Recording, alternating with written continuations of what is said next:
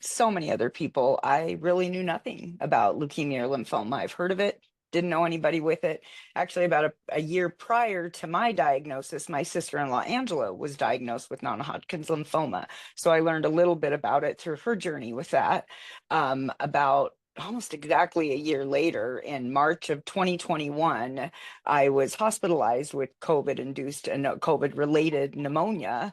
And it was during that time that they noticed something was off. My white blood cells, my red blood cells, my platelets were all off the charts in not a good way. So ultimately, I was diagnosed with stage 4 non-Hodgkin's follicular lymphoma.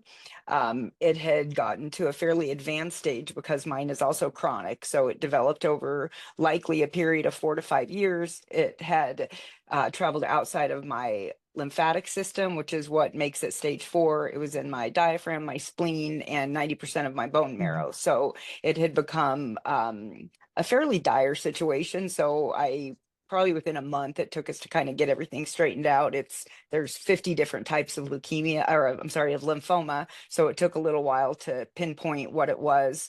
Once they did, I started treatment almost immediately. I did 6 months of chemotherapy, 8, 10 months of immunotherapy. And for me, that settled everything down enough within my system to have to stop, to be able to stop treatment.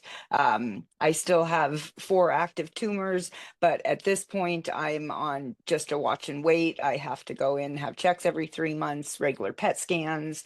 And until and unless I have symptoms, I don't have to be treated again. But I'm told it's 100% certainty. As we know, this is not a curable blood cancer, so it's very treatable. So I will have to continue treatment until a cure is found.